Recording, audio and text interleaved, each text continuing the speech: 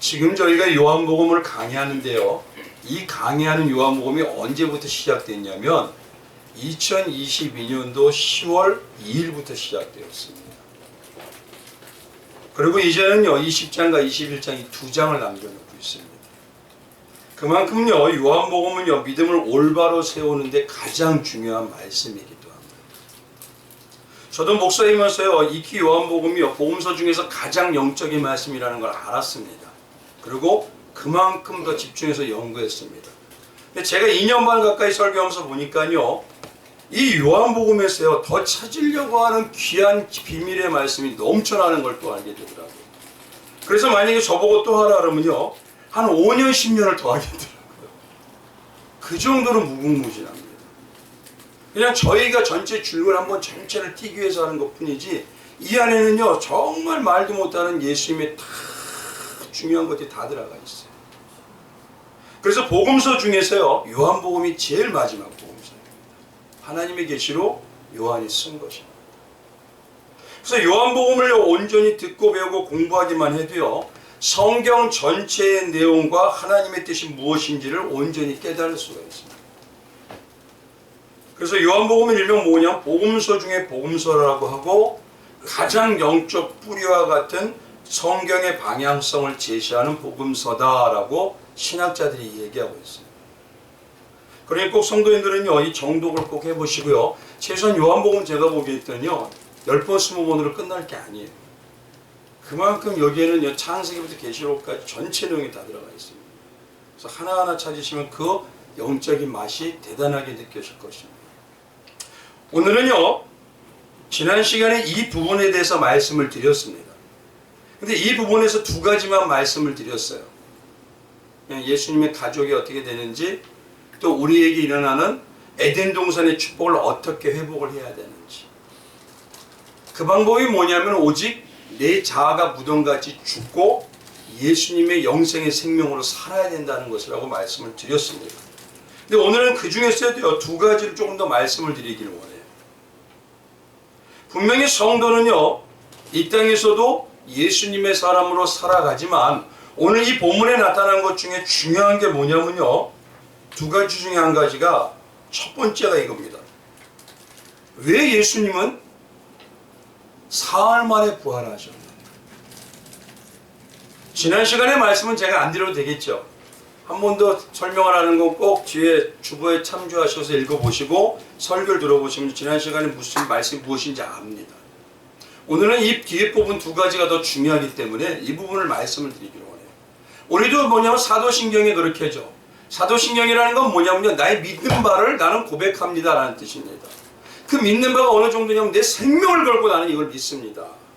근데 거기에 뭐라고 하냐 장사한 지 사흘 만에. 그러면 예수님은요 이 사흘 만에 부활하셨는가? 그 전에 부활하시면 안 되나요? 하루 만에 부활하시면 안 되나요? 그래서 일부 성도님들은요 이 사흘이라는 것 때문에 이미 십자가에서 모든 것을 다 완성하신 그 예수님이 조금은 뭔가 부족하게 완성한 것처럼 여겨버리는 예수님 당시에 이단들이 창궐했습니다. 그게 바로 영지주의고 그노시스파라는 자들이에요. 마치 예수님께서의 십자가의 완성이 부족해서요 이 사흘 때문에 뭐라고 해석을 하냐 사람들이 지옥에 내려가셔서 다시 복음을 선포하는 기간이었다라고 이렇게 얘기를 해버려요.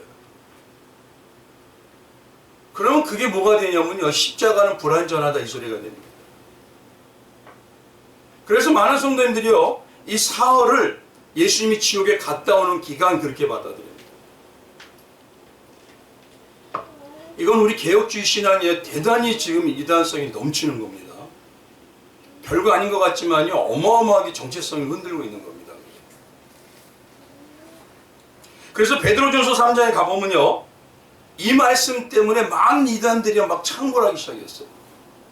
베드로전서 3장의 18절에 가면 그리스도께서 단번에 죄를 위하여 죽으사 분명히 여기는 베드로가 뭐냐 단번에 죽으셨으므로 죄를 위해서 해결하셨다고 하는데 이 뒷부분에 이상한 말 때문에 이것을 가지고 이단들이 자꾸 나타납니다. 의인으로서 불의한 자를 대신하셨으니 이는 우리를 하나님 앞에서 인도하려 하심이라 육체로는 죽임을 당하시고 영으로는 살리심을 받으셨으니 그가 또한 영으로 가서 옥에 있는 영들에게 선포하시니라. 그리고 이때 사람들이 어떠냐? 모세 때 멸망받은 그들, 그렇게 기록되어 있습니다. 이 구절 때문에요, 예수님의 십자가가 덜 완성된 것처럼, 예수님이 다시 사흘 동안 지옥에 내려가셔서 다 말씀을 선포하고 다 해결하시고 오셔야 되는 것처럼 그렇게 해석을 하는 분들이 꽤 많았습니다. 지금도 그래요. 근데요, 딱 말씀드릴게요. 그거 이단입니다. 이게 정말 중요한 얘기입니다. 그래서 오늘은요, 첫 번째가 예수님은 왜 이렇게 오해가 많은 사흘에 부활하셨을까? 사흘 만에. 분명히 예수님은요, 모든 걸 아시는 분이죠. 그리고 사흘 때문에, 이 말 때문에 분명히 이단들이 창궐할 것이고 이것이 오해가 많을 것이라는 걸 아는 예수님께서 왜 그러면 굳이 사흘을 택하셨느냐? 왜? 그래서 오늘은 우리는 뭐냐면 이 사흘 때문에요, 예수님이 죽으시고 부활하신 때가 언제죠? 언제 성금요일이라고 그러잖아요. 그리고 부활하신 때가 언제다? 주일이라. 그래서 우리는 이 주일날 특별하다고 여겨요. 맞죠? 많은 분들이 주일날 특별하다고 여깁니다. 근데 그렇게 되면요, 바울이 염려했던, 바울이 경계하라고 하는 잘못된 신앙에 대해서 우리가 가고 있는 겁니다. 바울은 날과 달과 절기를 어떻게 해요? 말씀 안 드려도 대부분 다 아시잖아요. 우리는 예배를 통해서 예배자의 삶으로 삶 속에 넘어가는 것이지 날이 특별한 게 아닙니다. 근데 그렇게 여기는 분들이 있어요. 그게 인본주의입니다, 지금. 그래서 오늘 이 말씀에는요, 전번에 두 가지의 예수님이 가족이 되는, 그 가족이 되는데 다시 부활의 에덴동의 축복을 회복하는 그 말씀이 여기에 어마어마하게 들어있지만 또 두 가지 이 말씀이 중요하게 들어가 있습니다. 그리고 두 번째 뭐냐면, 오늘 여기서 특별하게 나오는 게 왜 이렇게 마리아가 우는 거에 대해서 관심이 많죠? 두 천사도 마리아가 벽에 왜 우느냐 그러고, 예수님도 마리아야 라면서 왜 너는 울고 누구를 찾느냐라고 합니다. 왜 이렇게 관심이 많아서 이 말씀에 기록하고 있을까요? 요한복음 마지막 장인 요한복음 21장 25절에 보면은요, 예수님께서 행하신 일을 낱낱이 기록하려고 해도 세상에 어떤 책으로도 두기가 부족하다고 합니다. 그런데 부족한 그 사건 중에서 이 요한은 이 사건을 여기다 집어넣어 버렸어요. 우는 사건. 그럼 무슨 의미가 있다는 거 아닙니까? 그리고 요한복음 20장 31절에 가보면요, 요한이 하나님의 계시를 받아서 어떤 내용을 선택적으로 기록한 이유가 뭐냐면, 오직 예수께서 하나님의 아들 그리스도이심을 믿어 그 이름을 그 힘입어 생명을 얻게 하려고 한다고 합니다. 예수님을 진짜 창조주요 구세주요 거기다 전능한 자로 믿게 하기 위해서 주셨다면 결국 이 마리아가 오는 이 사건에 너무도 중요한 의미가 들어있다는 거죠.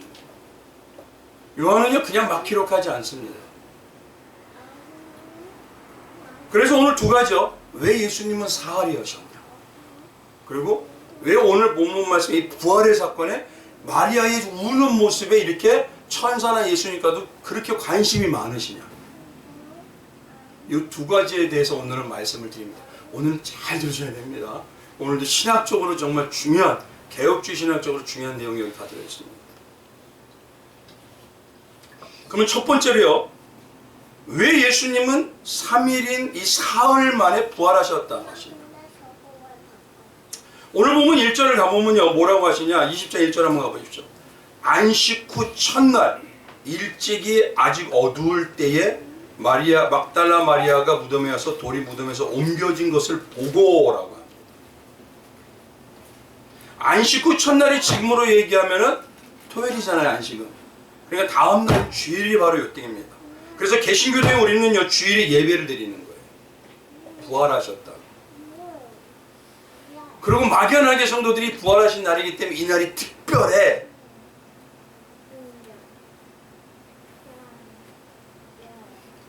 그러면 저는 이런 생각을 해보더라고요. 예수님이 부활하시려고 하셨으면, 예수님이 부활하려고 하셨으면 사흘인 안 쉬고 다음 날인 주말에 꼭 부활하셨을까? 하루 만에 부활하실 수도 있고 다른 요일날 부활하시면 안 되나요? 그렇다고 우리가 부활을 부정하나요? 아니지 않습니까? 그래서 이 부활을 3일 만에 하셨던, 주일날 하셨던 이유를 보려면 어디를 가야 되냐면 마태복음으로 들어가야 됩니다. 마태복음에 보면요, 예수님께서 메시아이신 것을요 자기들에게 확증을 시켜달라고 하는, 오늘 이 마이크가 이렇게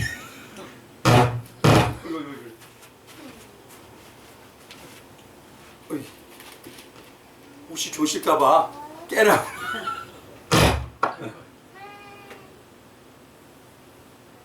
예수님께서 이거 안 돼도 되겠죠? 안 돼도 돼요. 예수님께서 메시아인 것을 자기들에게 확증시켜달라는 사람들이 있었습니다. 다른 걸로 할까요?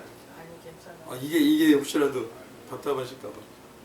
아니 손에 잡는 마이크가 있으니까 네. 그게 나을까요 혹시라도? 그냥 하셔도 돼요. 근데 제가 너무 소리 지르니까 목이 아파서. 네, 작게 하세요 그냥. 이것도 괜찮네요. 예수님께서 메시아인 것을요 자기들에게 확신해달라는 표적이 있었습니다. 그래서 그 표적을 구하는 자들이요, 예수님이 보여줄 표적이 무엇인지를 구할 때 예수님 마태복음 12장에 이렇게 얘기하셔요. 31절에요. 그때 서기관과 바리새인 중 몇 사람이 말하되 선생님이 우리에게 표적 보여주시기를 원하나이다. 예수께서 대답하여 이르시되 악하고 음란한 세대가 표적을 구하나 예수님이 나는 선지자 요나의 표적밖에는 보여줄 표적이 없느니라 라고 39절에 얘기하십니다. 그리고 이 요나의 표적이 구체적으로 무엇인지를 어디서 40절에 이렇게 얘기하세요.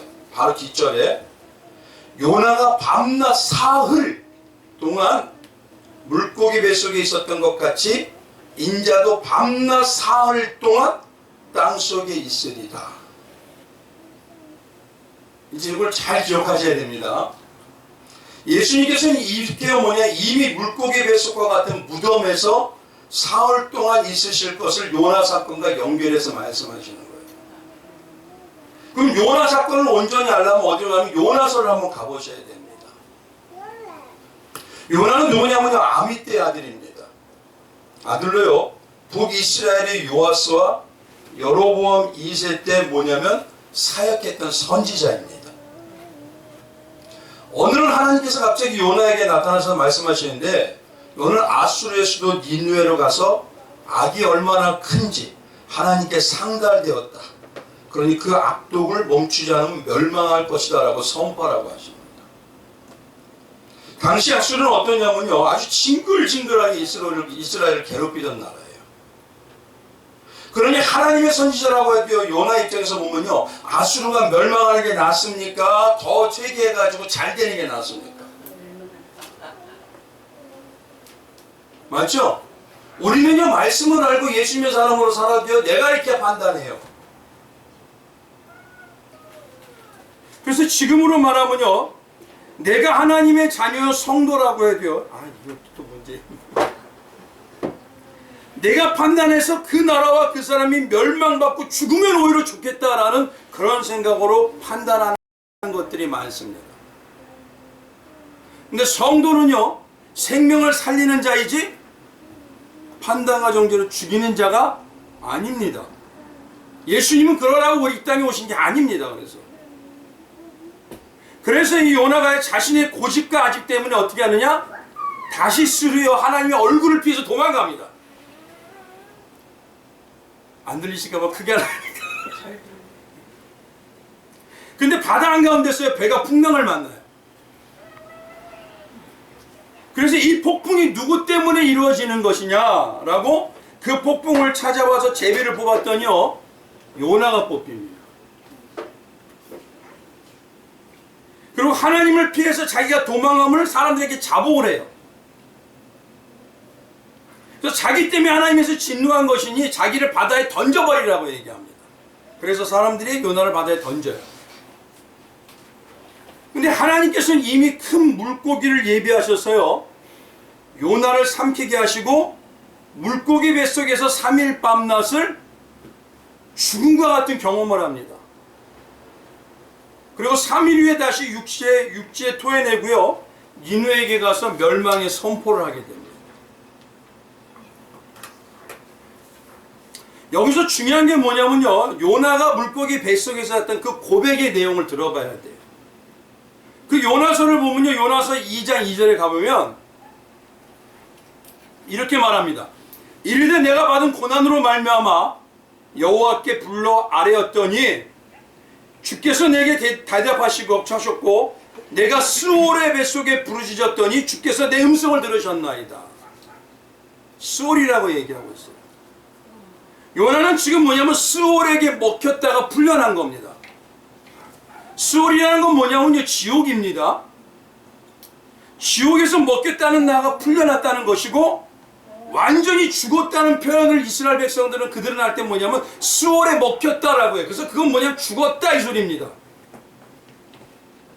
기간이 중요한 게 아니라 스올에 먹혔다, 이 3일 동안 자기가 스올에 먹혔다, 나는 죽었었습니다 이 소리예요. 이게 핵심인 것입니다. 그래서 요나의 이 사흘이라는 사건의 핵심은요, 죽었다가 살아난 사건이에요. 그래서 뭐냐면 즉 이렇게 얘기합니다. 바다에 빠져 다른 사람을 대신해서 살린, 다른 사람을 살린 죽었다가 살아난 사건이다 이거예요. 그럼 보십시오. 유대인들은요, 바다를 저주라고 여깁니다. 그 이유가 뭐냐면 노아의 방주에서 바다가 사람들을 삼켜버리잖아요. 그리고 노아가 8가족만 남는 사건을 이들은 익히 알아요. 말씀을 날마다 묵상하고 여기 붙이고 다니니까. 그래서 계시록에 보면요, 새하늘과 새 땅이 이루어질 때 더 이상 바다가 존재하지 않는다고 합니다. 그 계시록 21장 1절에 말하고 있어요. 또 내가 새하늘과 새 땅을 보니 처음 하늘과 처음 땅이 없어지고 바다도 다시 있지 않더라. 이게 뭐냐면요, 그들은 바다가 저주이고 거기에 사람을 죽이는 존재가 있다고 여겼어요. 그래서 유대인들은 물을 두려워합니다. 그래서 갈릴리 호수가 크잖아요. 그래서 갈릴리 호수를 큰 거를 그냥 바다라고 해요. 갈릴리 바다. 그리고 어부를 가장 천한 직업 중에 하나로 여깁니다.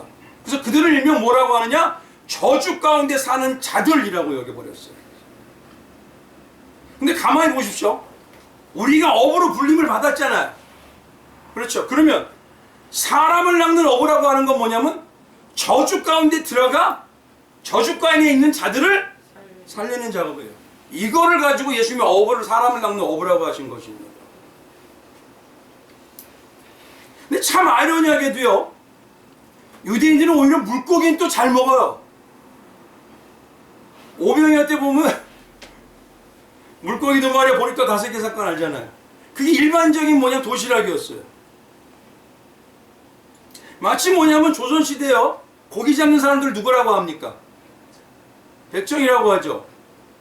근데 백정이라고 천한 사람으로 여겼어요. 가까이 오지도 않고 돌까지 던졌어요. 그런데 양반들은요, 고기에 환장합니다. 아무튼 이 요나 사건이 바로 뭐냐면 예수님이 우리의 죄 때문에 저주의 바다에 빠져 죽으시고 우리를 살려내신 것을 예표하는 것입니다. 이 정도는 다 아시죠? 그리고 요나의 이 이야기는요, 결국 어디와 연결되냐면 노아의 홍수를 말하는 것에서 물고기 뱃속이라는 건 뭐냐면 구원의 방주와 같다는 소리입니다. 그게. 그럼 한번 보십시오. 이게 중요한 겁니다. 요나라는 이 선지자 입장에 보면요, 하나님께 불순종한 대가로 밤낮을 물고기 뱃속에 들어간 거예요. 그렇죠? 물고기 뱃속에 들어간 이유가 불순종했기 때문에. 그리고 그는 다시 하나님께 순종하는 자로 니느웨를 향한 것입니다. 그럼 이 요나 사건을 신앙으로 보면요, 신앙은 뭐냐? 십자가에 나의 불순종한 자가 죽임을 당하고 내가 죽을 때 완전하게 다시 살아나는 거예요.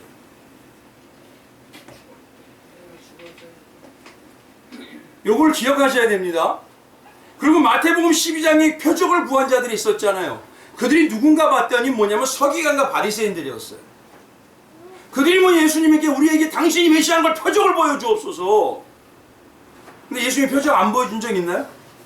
성경에 기록할 만큼 기적이란 기적은 다 보여줬어요. 그럼 결국 그들이 믿었다는 거예요, 안 믿었다는 거예요?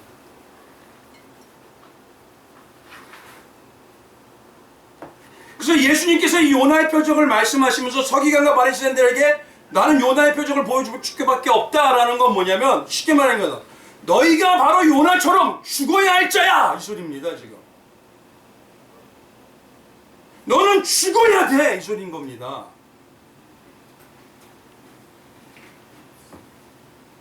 죽고 나야 다시 살아난다는 것입니다. 이게 핵심이에요. 남을 판단하고 정죄하는 게 아니라 내가 죽어야, 사랑과 은혜로 죽어야 승리하는 생명으로 다시 살아나는 겁니다. 성도는 그거를 이 땅에서 하나님의 방법을 보여주는 자들이에요.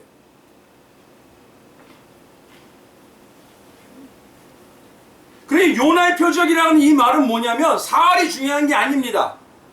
가장 중요한 게 뭐냐면 너희는 반드시 죽어야 돼 이 소리입니다. 왜요? 뭐 하기 위해서요? 아예 없애기 위해서? 살리기 위해서. 능력 있게 하기 위해서. 권세 갖게 하기 위해서. 근데 그거를 안다는 우리가 오히려 교회에서 죽으려고 안 해요. 세상에 살면서 예수와 동행한다고 하면서 죽으려고 안 해요. 부자 되려고 하고 잘 되려고 하고 부유해하려고 하고 남보다 힘이 있어지려고 해요. 내가 남을 누르려고 해요. 그럼 예수가 힘이 쓸 수 있을까요? 예수님이 인격적인 분입니다. 절대 힘 안 쓰십니다. 그럼 이 땅에서 오히려 기독교를 믿는 우리가 예수님의 능력을 제한하고 있는 거예요.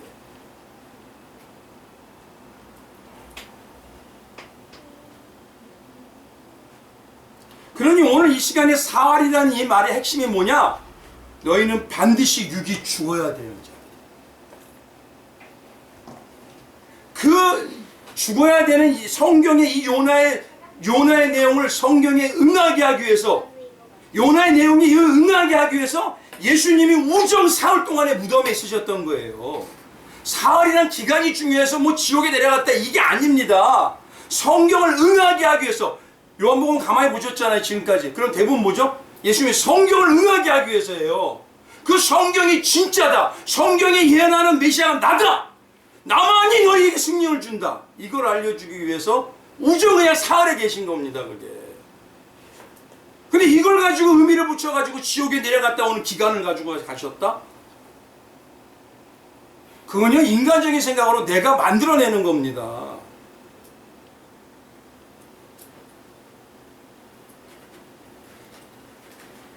그래서 사흘이라는 이 말은요, 우리가 자꾸 이상하게 이걸 유치해서 만들어서 만리장서 쌌듯이 무슨 지옥에 갔다 오는 기간이 필요해서 사흘이 있었다 이게 아닙니다. 쉽게 말해서 성경의 예언대로 요나의 성취인 예수님이 성도로 함께 잡은 그 성도는 반드시 뭐한다? 죽인다는 거예요. 왜요? 죽여야 살게 돼. 죽여야 능력 있는 자가 되겠다.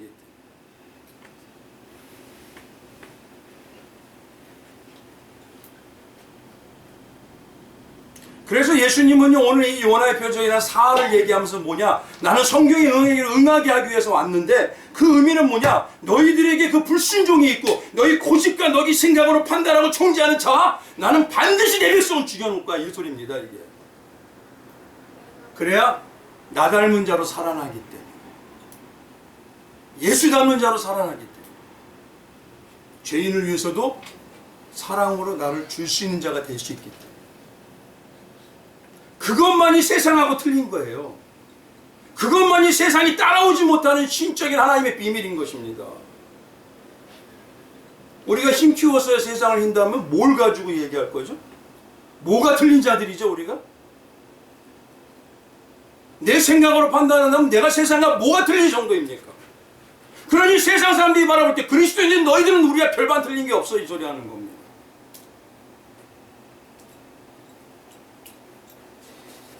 그래서 죽어야지 산다는 것을 설명하기 위해서 성경을 응하게 하기 위해 사흘 동안을 거기 계신 것입니다. 그럼 여기서 중요해요. 우리는 완성된 자인가요? 근데 왜 나의 지적이고 나의 능력이 있고 내가 많이 아는 것을 자랑하죠? 여전히 죄인인데요? 여전히 부족한데요? 그래서 하나님의 방법은요, 우리를 세상에 복주고 우리 길을 살려주시는 게 아니에요. 여전히 내 고집과 내 판단으로 선악을 판단한 나를 그 무덤과의 같이 그 안에서 죽이는 것입니다. 그리고 회복시키는 거예요. 그게 성경을 응하게 하는 거기 때문에. 예수님은요, 지금까지 성경을 벗어나서 일하신 적이 한 번도 없어요. 그러면 앞으로도 성경대로 역사하신다는 것입니다. 근데 한번 보십시오. 때로요, 내 자아가 죽는 것이 내 마음에 맞나요?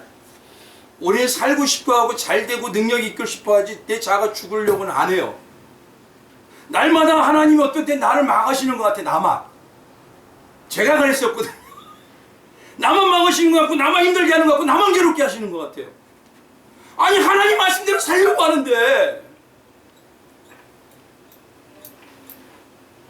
그냥 속에서는 불이 나서 확 잡아서 그냥 던져버릴 수 있는데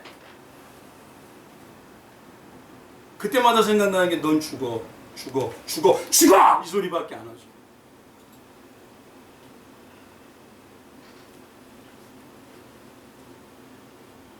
근데 적지 않은 성도라는 우리가요, 그 이름을 가진 대로 하나님의 백성이라는 우리가 십자가에 나의 자아를 죽이고 내려놓은 일을 거부해버려요.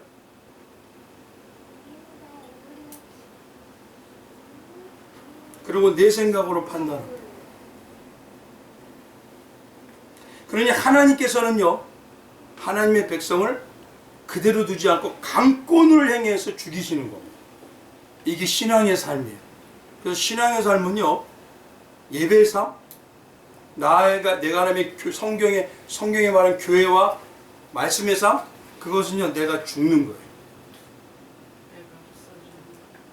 내가 없어져야 예수의 영생의 생명이 나타나요. 근데 이게요, 솔직히 말해서 성령이 완전히 붙잡힌 자 아니면 이게 허락이 안 되는 겁니다. 그런데 어떻게 내가 완성한 것처럼 내가 잘했다고, 내가 조금 잘나가고 있다고, 내가 조금 남보다 헌신했다고 자랑하냐 이거예요. 지금도 여기 있는 저는 날마다 하나님 죽여달라고 그러는데 어떤 때는 내 안에서 부뚜부뚜가 올라오기도 하는데,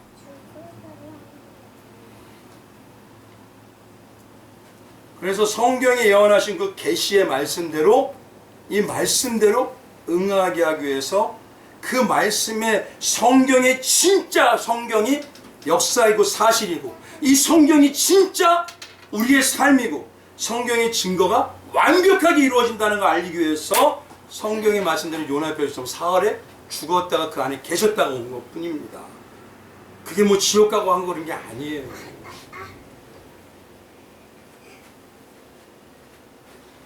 근데 우리는 뭐냐면 보십시오. 지금 무덤 앞에서요, 사흘 만에 부활해서 보여주신 것인데, 이런 의미로 보여주신 건데, 안식일인 다음 날에는 주일이라는 의미를 자꾸 찾아요. 그래서 이 주일의 의미가 너무너무도 소중해 버렸어요. 이날 복 받는 날이야. 하나님이 지어주신 날이 다 복 받는 거 아닌가요? 한번 여쭤볼게요. 모든 날 예수와 동행하기를 원하세요? 요 날만 동행하기 원하세요? 말로는 모든 말 동행하기 원한다 하면서.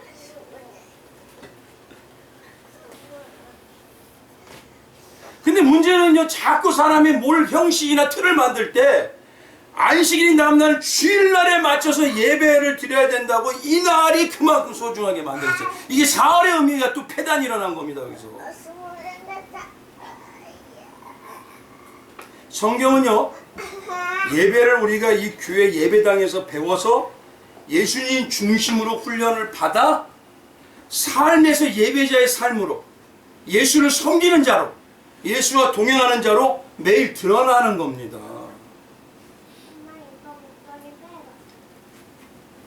만약에 이 주일이 사흘 만에 부활하는 특정한 날이라면요, 아까 말씀드린 대로 바울이 경계했던 날과 달과 그 절기를 지키는 잘못된 신앙으로 넘어가고 있는 거예요. 그래서 갈라디아 4장에 뭐라고 합니까? 이걸 초등학문이라고 합니다. 9절에 이제는 너희가 하나님을 알 뿐 아니라 더욱이 하나님의 아신 바 되었거늘 어찌하여 다시 약하고 천한 초등학문으로 돌아가느냐. 다시 그들에게 종로로 사려느냐? 다시 거기에 세상 것에 묶이고 살고 싶으냐? 영원히 자유함을 누린 자들이 너희가 날과 달과 절개를 삼가지키니 내가 너희를 하여 수고한 것이 은혜의 예수님이 너희와 함께 늘 함께 한다는 게 헛될까 봐 두려워하노라.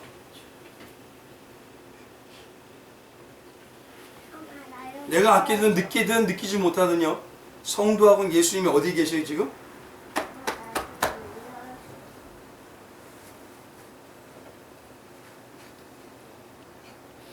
그러신가요 안 그러신가요?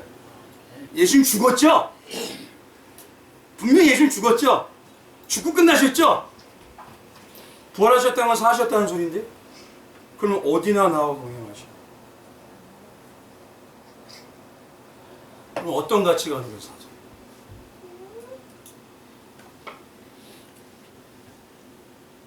성경에 보면요, 예수님이 이 땅에 오시기 전에요, 구약시대에는 성전과 회당에서 예배드렸습니다. 신약시대에는 교회와 예배당에서 예배드리라고 하셨습니다. 근데 예수님께서는요, 지금 우리에게요, 예배는 뭐냐면 장소가 아니라 매 순간 너희의 심령으로 하나님 앞에 모시고 살아가는 동행이다 그러죠. 그래서 우리가 잘 알잖아요. 요한복음 4장에 뭐라고 하시죠? 23절에 아버지께 참되게 예배하는 자는 영과 진리로 예배할 때가 오나니, 영과 진리로 예배할 장소가 있으니 이러셨나요? 아니죠. 때가 오나니 곧 이때라. 아버지께서는 자기에게 이렇게 예배하는 자들, 예배 삶을 사는 자들을 찾으시느니라. 진정한 그래서 예배는요, 어디나 동행입니다. 어디나 하나님의 백성입니다. 어디나 그리스도에서 생명과 은혜 사랑의 중심의 증거의 향기가 나야 됩니다. 오늘 주의가 저희가 모이는 것은 예수님을 온전히 섬기고 예수님을 경외하고 예수님을 믿는 그 삶을 우리가 배우고 깨닫고 체득하기 위한 거예요. 중요한 건 여기서 배워서 나가서 살아야죠. 학교에서 학생들이 배우고 나면요, 그거 왜 배웁니까? 왜 배우죠? 삶에서 그걸 가지고 이기는 사람들. 근데 지금의 성도님들은 잘못한 게, 교회에 오면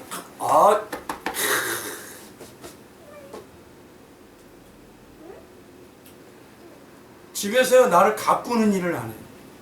가꾸는 게 뭐죠?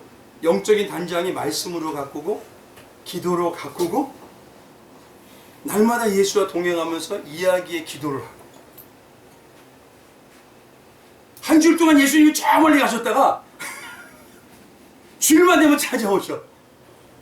그리고 사랑으로 살아라, 은혜로 살아라 그러죠. 이거 뭐죠 도대체? 날마다 사랑으로 살아라, 날마다 은혜로 살아라인데. 그래서 종교개혁의 선구자이고 개혁주의 신앙의 신학을 집대성한 사람이 누구입니까? 존 칼빈이라는 사람이죠. 그는 기독교 강요를 쓰면서 얘기하는데, 그의 말을, 써있는 말을 제가 약간 지금처럼 의역을 하면, 각색을 하면 뭐라고 하느냐, 예배를 드리는 날은 특정하지 않아도 되는 것이 꼭 일주일의 주일을 중요하게 여겨 날이 중요해서 예배를 드리는 것이 아닙니다. 한 주일간 동안 어떤 날 함께 모이기 좋고 경건과 올바른 영적인 의미로 오직 예수님만을 예배한다면 모이기에 좋은 날에 예배드리면 됩니다. 그러면서 뭐라고 하냐, 중요한 것은 모든 날을 예배드리는 날로 예수님 중심과 십자가 중심의 예수님이 주인 되시는 예배자의 자세와 삶이 돼야 하는 것입니다. 이게 칼빈이 얘기했던 내용. 우리가 근데 주일에 가면 보시죠. 모이기를 원하는 건 뭐냐? 한 주 동안 우리는 삶이 바쁘잖아요. 그러면요, 우리의 중심과 마음에 지금 이 세상의 삶의 주일이 가장 평안하게 누릴 수 있다는 그날이에요. 그날에 예수님을 위해서 예배로 모이는 겁니다, 우리가. 그리고 가장 중요한 의미라는 하루 중에서도 가장 중요한 게, 가장 밝고 중요한 때가 점심이잖아요. 그 전에 먼저 예배를 드리면서 영양식도 먹고 예수님의 사람이라는 걸 각인하고 다시 신앙이 무엇인지 우리가 훈련받고 배워서 그러고 점심 먹기 전에 가장 좋은 시간을 하나님께 드리는 겁니다. 그게 예배이고 주일이에요. 무슨 사흘 뒤에 부활하셨기 때문에 주일날에 날이 특별하다. 이거는요, 이단들이 강조하는 방법입니다, 지금. 예수님은요, 이 사흘 동안 지옥에 가시는 거 아니에요. 그렇게 되면 잘못된 게 뭐냐? 예수님이 십자가에서요, 이미 다 이루셨어요. 선포하셨잖아요. 내가 다 이루었다. 이거는 뭐냐면 엔드라는 소리입니다. 끝났다. 완벽하다. 그 십자가에서 죽음도 다 체험하셨어요. 그 십자가에서 단번에 인간이 당할 수 있는 고통과 순환도 다 체험하셨어요. 그리고 엘리 라마 사박다이라는 말이 무엇이냐면, 아버지 아버지 왜 나를 버리시냐니까, 이건 뭐냐? 하나님하고 단절입니다. 단절은 뭐밖에 없어요? 지옥에 가는 자밖에 단절이 없어요. 하나님하고 다 끝난 상태예요. 그건 뭐냐면 이미 십자가에서 지옥의 두려움까지 다 체험하셨어요. 근데 뭘 또 내려가셔요?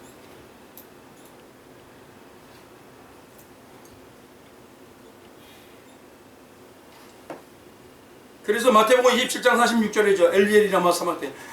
나의 하나님 어찌하여 나를 버리시나이까. 이게 지옥에서만은 하나님을 못 느끼니까. 십자가에서 이거 체험을 다 하신 겁니다. 그러니 십자가가 불완전하게 사흘 동안 지옥에 내려가서 선포하시고 또 오셨다? 이렇게 얘기한다면요, 그거는요, 내가 복음 쓰고 있는 겁니다. 히브리서 9장에 보면요, 사흘에 대한 강조한 내용이 아무것도 안 나와요. 9장에 보면 28절 이런 말씀입니다. 이와 같이 그리스도 많은 사람의 죄를 담당하시려고 단번에 들이신 바 되셨고, 단번에 들였다는 게 뭐죠? 십자가잖아요. 되셨고, 구원에 이르게 하기 위하여 죄와 상관없이 자기를 바라는 자들에게 두 번째 나타나셨느니라. 십자가와 부활만 강조하시지 사흘 얘기 안 하십니다. 그러니 우리가 잘못하면요, 조금 십자가의 그 완성이 조금 불완전하다 하고 내가 지금 고백하는 거하고 똑같아요. 그건 바로 지금 뭐냐면 사단에게 미혹받고 있다는 거예요. 그러니 삶이 날마다 십자가만 의지하고 못 사는 거예요. 이게 불완전한데 어떻게 의지합니까? 완전해야 내가 의지하고 완전하게 승리할 걸 아는데. 그래야지 내 삶이 지금 어려워도, 내 삶이 힘들어도 나는 지금 어디로 가요? 완벽한 승리로 가잖아요. 그 믿음이 생기는 거 아닌가요? 근데 십자가가 불완전해요. 하나님이 예수님이 다 이루었다는 게 불완전해요. 그러면 내가 불완전한 십자가를 어떻게 의지하고 갑니까? 어떻게 나를 죽여요?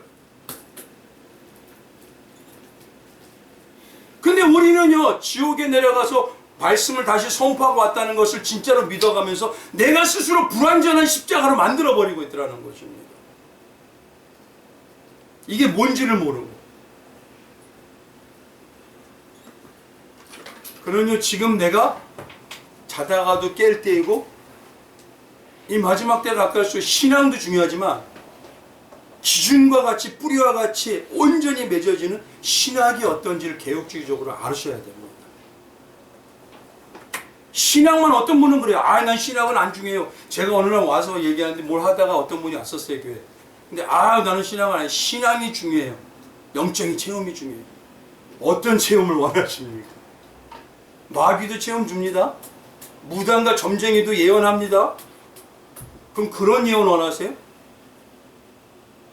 놀라운 건요, 지금 이 시대가 삶이 불안할수록요, 사람들이 무당과 점쟁이 찾아간대요. 이런 아니 세상을 모두 주관하시고 완벽하게 예언과 계시를 이루신 하나님이 계시는데 이건 뭐죠 도대체? 그러니까 십자가가 불안한 거예요. 내가 죽는다고 될까? 내가 판단하고 내가 정죄하고 내가 높이 올라가야 되는데 그러니까 나는 죽지 못하는 거예요. 내가 죽으면 우린 지식으로는 알아요. 내가 죽으면 십자가 영원한 생명으로 살아난다는 걸 알지만 아는 걸로 끝나는 겁니다. 이게. 그런데 삶이 없으니까 삶에서는 집적 능력을 체험 못하는 거예요.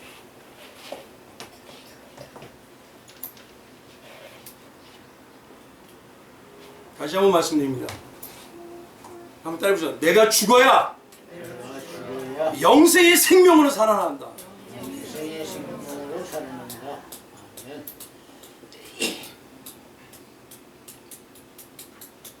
이거 잊지 마세요. 두 번째는요. 왜 두 명의 천사가 예수님께 뒤에서 예수님이 이렇게 마리아에게 묻는 것에 관심이 많아요. 분명히 요한이 썼다는 것은 영적으로 예수님이 하나님의 아들이라는 걸 믿게 하기 위해서 여기서 선택적으로 이 사건을 더 부각시켜서 썼다는 소리가 되는데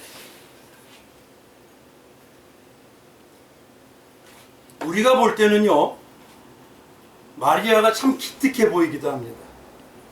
왜냐하면 누구보다 애틋한 그 마음을 가지고 무덤가에 와서 예수님을 찾았잖아요. 근데요 여기서 잘 보면요 기특한 게 아닙니다. 마리아는 어마어마한 가족으로 묶어주셨는데 불신앙이에요. 앞 시간에 분명히 전 시간에 말씀을 제가 설교를 드렸죠. 예수님은요 수없이 사흘 만에 다시 부활하실 거라고 다시 살아나실 걸 강조하셨어요. 제자들에게 얘기하셨습니다. 그러면 성경에 두 번, 세 번 나왔다면 평상시에 예수님이 강조 안 하셨을까요? 제자들과 같이 모임 있을 때 밤에 잠자기 전에 대화할 때 나는 분명히 얘기한다. 십자가에 내가 서기관 바리새인들과 유대인들에게 내가 팔림을 당해서 십자가에 지고 나는 분명히 살아날 거다. 이거 엄청나게 강조하셨습니다. 왜냐면 얘가 우리도요 뭔가 중요한 게 있으면 이거 꼭 기억해야 돼. 이거 꼭 기억해야 돼. 아 이거 잊어버리면 안 돼. 얘기하잖아요. 근데 결국 마리아도 시체가 없는 현장을 보고 예수님이 부활하셨다고 믿어야 합니다. 보면서도 우리는 그런 얘기하죠. 기적을 보면 나는 믿을 거예요? 웃긴 소리입니다 그거. 출애굽 때 이스라엘 민족 기적 봤어요 안 봤어요? 천지가 움직이는 거 봤어요 안 봤어요? 근데 믿어요? 아니 불신앙으로 1세대가 다 죽습니까?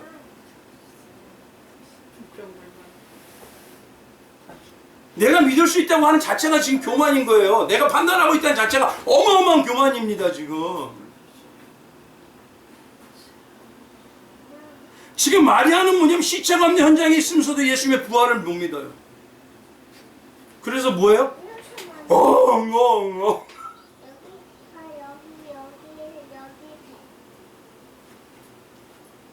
그 시체가 없어졌다고 울고불고 울기만 해요. 이게 인간의 우리 현실입니다. 한계성입니다. 근데 어떻게 내 판단을 믿죠?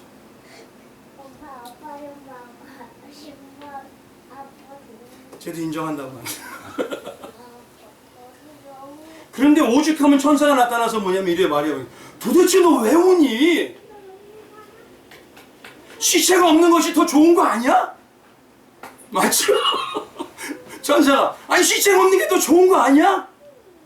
지금 이 천사는 누구를 예표하냐면 부활을 진짜 믿고 삶으로 체득한 자들은 좋은 게 아니야? 없어져야 되잖아. 이렇게 믿는다는 얘기입니다.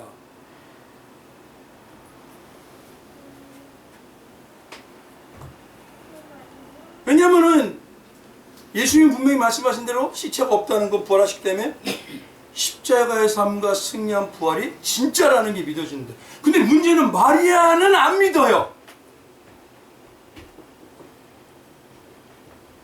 우리가 분명히 아셔야 됩니다. 우리가요 정말 승리하는 성도가 하나님의 방법으로 승리하는 걸 아는 방법은요 나에게나 남에게나 어떤 상황에요 십자가에 동행하는 스스로 짊어지는 그 모습의 시련과 고난의 모습이 보인다면요 그건 일단은 70%는 진짜구나 라고 여기시면 됩니다. 사람은 그럴 수가 없어요. 죄인인 인간은 자기를 드러내고 자기를 위해서 평안하려고 하지 나를 허물어 버리질 못합니다.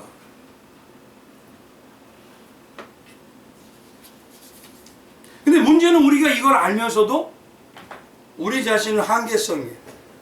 그리고 뭐라고 하느냐? 성도 중에 어떤 사람이 십자가의 삶을 사는데 힘들어지면 저 사람은 무슨 하나님한테 죄를 많이 저렇게 지어서 힘들어져? 맞죠? 이 여전히 하나님의 가치관으로 바뀌지가 않은 겁니다. 그건 부러워야 될 상황일 수도 있어요. 그분을 하나님이 지금 만지시고 있다는 거예요. 그러면 좀 있으면 생명으로 역사한다는 소리예요. 이게 가치관이 바뀌었다면 이런 생각이 들어야 되는데 뭔 죄를 저질러서 저렇게 그런 이해를 못하는 거예요. 더 놀라운 건요, 요한복음에는 마리아가 울고만 있었죠. 근데요, 누가복음에 가면은 천사가 마리아에게 이렇게까지도 얘기합니다. 그럼 그걸 연결해서 한번 생각해보면 이렇습니다. 누가복음 24장 1절이에요. 안식 후 첫날 새벽에 이 여자들이 그의 준비한 양품을 가지고 무덤에 가서 돌이 무덤에서 굴려 옮겨진 것을 보고 들어가니 주 예수의 십체가 보이지 아니하더라. 분명히 안 보이죠. 이로 인하여 근심할 때 문득 잘 보세요. 찬란한 옷을 입은 두 사람이 곁에 섰는지라. 이들이 누구지? 오늘 말씀하신 두 천사잖아요. 여자들이 두려워 한 땅 얼굴을 땅에 대니 두 사람이 이르되 어찌하여 살아있는 자를 죽은 자 가운데 살아내. 이 말까지 했어요. 천사가. 야, 살아난 예수님을 왜 여기서 찾아? 근데 마리아는 무슨 소리예요? 내 가치관이 인간적인 생각으로 안 믿는 거예요. 그럼 여쭤볼게요. 지금 부활의 예수님 재림하는 거 믿으세요? 재림하면 기독교가 이렇게 살까요? 거짓말입니다.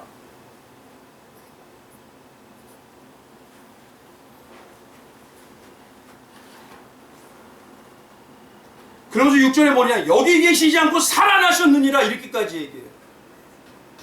그런데도 또 울어요.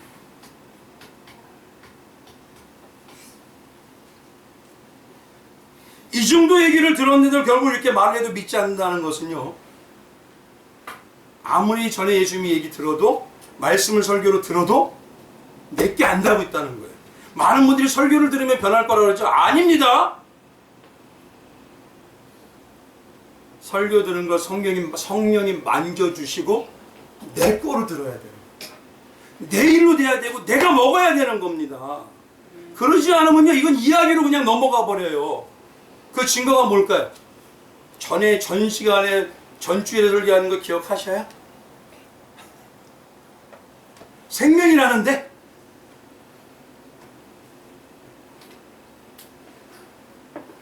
최소한 생명이면 한 번 더 씹어는 봐야죠. 한 번 더 맛은 봐야죠. 근데 전주일을 지일날 듣고 아무도 내 기억이 희미하다 하고 잊어서 또 들으려니까. 그래서 제가 전 시간 걸 자꾸 얘기해 드리는 거예요.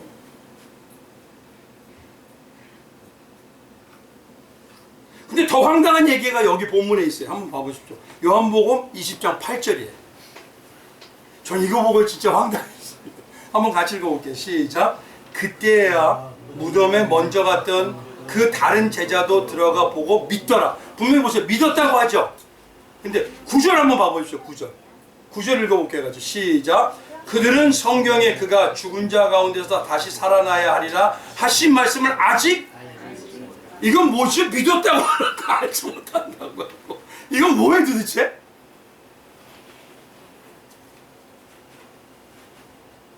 그럼 무덤을 보고 뭘 믿은 거죠? 엄마 무덤이 뭐예요? 이거 완전히 말이 이상하잖아요. 엄마 말이 이상한데 뭐예요? 내가 여전히 알고 성경을 읽고 있다고 하지만 지금 우리에게 성경은 읽고 본다고 하지만 안 믿고 있어. 이거 안 먹으면 죽는다고 하면 먹을까 안 먹을까요? 쉽게 얘기할게요. 이게 1억이라면 내가 지금 요한복음 20장을 1억을 주고 너가 외우면 내가 1억 줄게 한다면 어떻게 할까요? 아니 1억도 필요 없어. 100만 원 줄게 하면 어떻게 할까요? 외울 거야 안 외울 거야? 하나님의 말씀이 100만 원짜리보다 못한 겁니다.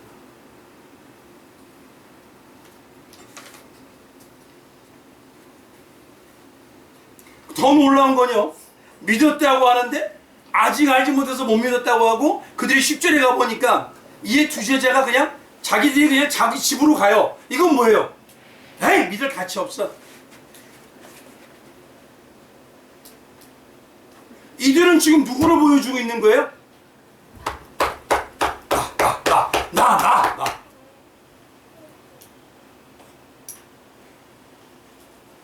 근데 이후에 더 놀랍습니다.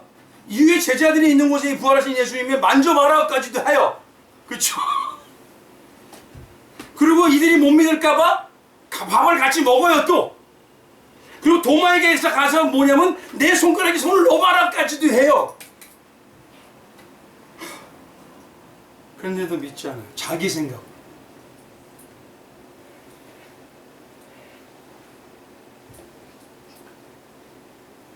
사람이 기적을 보면 믿는다고요? 아닙니다.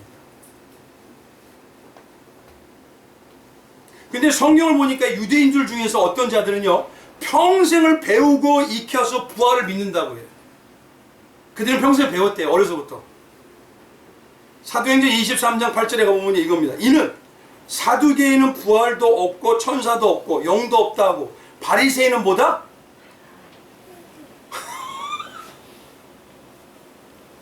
다 있다고 하는 걸 자기들이 배웠고 익혔고 어려서부터 내 마음이 내가 그냥 여기 달고 살았대요. 근데 결국은 어디로 못 들어간 거예요? 이걸 지금으로 잘 보세요. 예배 많이 드립니다. 기도회 많이 합니다. 근데 여기는 아니에요. 그럼 도대체 무슨 의미가 있죠?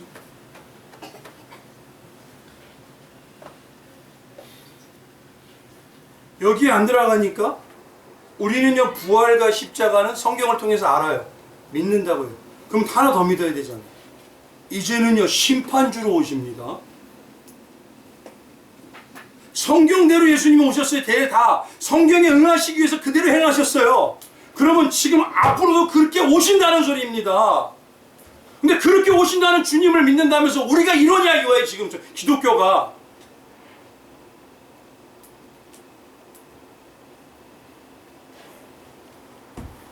믿는 걸까요? 안 믿는 걸까요? 입으로는 제림이 주님을 믿습니다 하는데 나의 심령 깊은 곳에서는 안 믿고 있다는 소리예요. 그러니 마리아가 부활하신 그 주님 앞에다 놓고 잉잉 우는 거하고 똑같아요. 주님은 우리에게 수없이 지금도 그래요. 성경을 통해서 봐라 난 이대로 올 거야. 이대로 역사할 거야. 앞으로 이렇게 돼. 근데 너희들은 날 만나야 되잖아.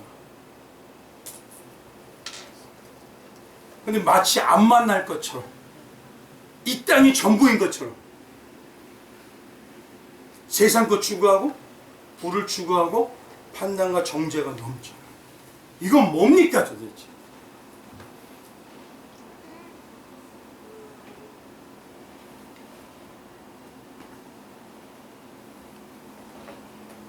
그래서 오늘 예수님께서는 마지막으로 이 마리아가 우는 사건을 여기다 딱 놓으신 이유는 우리가 그렇게 부활의 주님을 못 만나는 그 이유는 이것 때문이다라고 가르쳐 주기 위해서 이 사건의 그림을 딱 거기다 집어넣으신 거예요. 이제 잘 보십시오. 마리아는 무덤 밖에서 울다가 울면서 구부려서 무덤 속을 들여다보잖아요. 오늘 본문을 잘 보시면요. 근데 그 안에 흰옷 입은 두 천사 두 명이 있습니다. 근데 12절 한번 가보시면요. 하나는 어디에 있다? 머리편에 있고 하나는 어디 있다? 발편에 있어요. 아니 이상한 게 어떻게 시체가 없는데 머리편인가 발편인가를 알까요? 성경을 이게 왜 그러지 하는 걸 가지고 보셔야 돼요. 아니 생각해 보시죠. 시체는 없는데 어떻게 머리편이 있었고 발편이라는 걸 알까요? 뭘 보고? 할렐루야. 5절에 한번 가보십시오. 구부려 세마포 놓인 곳을 보았으나 그들이 들어가지는 아니하더라. 뭘 보고? 세마포죠. 그럼 세마포를요, 영적으로 얘기하면은 계시록의 세마포는 이거다라고 얘기해요. 그게 뭐냐? 계시록 19장에 가보면요, 하나님의 승리한 자들, 이긴 자들은 빛나고 깨끗한 세마포 옷을 입도록 허락하셨으니 이 세마포 옷은 성도들의 옳은 행실이다 라고 해요. 성도들의 옳은 행실입니다. 그럼 옳은 행실이 뭐냐? 이 세마포를요, 계시록 7장에 뭐라 그러냐면은 큰 환난에서 나오는 자들인데 어린 양의 피에 그 옷을 씻어 쉬게 된 자들이다 이렇게 해요. 그러면 그들이 오직 뭐만 가지고 있다는 거예요? 피만. 쉬게 됐다는 건 빨래처럼 진짜 생활을 살아야 되는데 생활이 안 됐기 때문에 마리아처럼 됐다는 소리입니다. 예수의 피, 예수의 십자가가 내 사건인가요? 진짜죠? 그럼 최소한 제가 항상 말씀드려요. 우리 가족 중에 나 때문에 그렇게 죽은 자가 있으면 기억해요? 잊어버려요? 아니면 끝까지 죽을 때까지 기억해요? 그럼 예수님은 나 때문에 위해서 죽으셨잖아요. 우리 아버지가 나 때문에 그랬다는 거예요. 우리 누나나 형이 나 때문에 그랬다면 잊어버려요? 안 잊어버려요? 근데 결국 예수님의 그 십자가를 잃어버린다는 건 뭐냐면 예수님의 십자가에 관해서는 알지만 예수님의 십자가가 삶을 안 되고 있다는 소리입니다. 그러니 마리아처럼 부활을 믿지 못하는 거예요. 진짜 십자가를 알면 부활의 역사는 당연히 알게 되어 있습니다. 배우기는 배워요. 근데 체득이 안 돼요. 그래서 이걸 뭘 보여주느냐? 두 천사의 모습을 가만히 봐보죠. 하나는 어디에? 머리에, 하나는 발이잖아요. 근데 이 두 천사가 이렇게 있어요. 이 모습을 어디서 많이 보지 않았어요? 할렐루야. 어디죠? 성막에? 이 천사가 어디 위에 있어요? 언약궤죠. 언약궤는 쉽게 말하면 뭐예요? 말씀이잖아요. 성도님들 말씀 위에 사십니까? 말씀이 정말 살면은요, 어디로 가냐? 복음을 진짜 내 거로 느껴져요. 복음의 십자가가 내 걸로 그 피가 나한테 흐르고 그 못자국이 내 때문에 그렇다고 머리에 찔린 게 나 때문에 발에 찔린 게 나 때문에 내가 진짜 느껴지고 나의 가족인 예수님이 나 때문에 그랬다는 게 느껴지면 죄가 끊어지고 부활의 역사를 체험해요.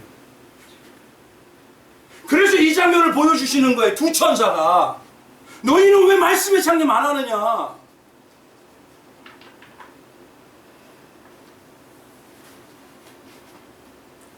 언약궤의 말씀에 그렇게 온전히 합하면 예수 십자가를 만나고 부활을 느낍니다. 우리는 입술로는 십자가의 분병이라 하죠.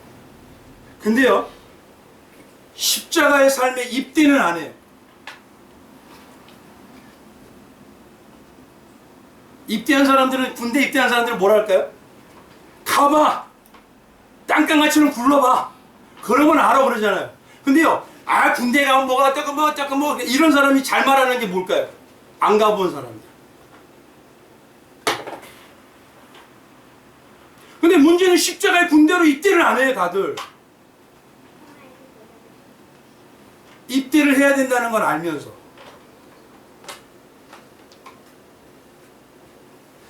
설교의 말씀을 많이 들은 것과요, 복음의 설교의 말씀을 먹는 건 틀립니다. 이거 분명히 아셔야 됩니다. 삶을 살아야 한다는 것을 아는 것과 삶을 사는 것이 틀립니다. 진짜 아는 사람들은요, 예수와 삶을 살아요 그래요. 그러면 예수님이 아십니다. 근데 모르는 사람들은요, 막 관해서는 얘기해요. 근데 뭐냐면 삶이 안 나와요.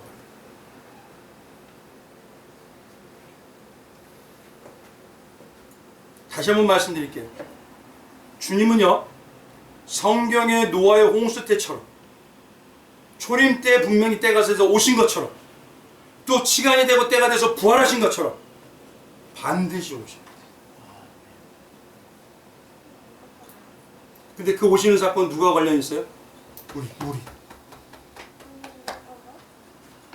그러니 지금은 자다가도 깰 때이고요.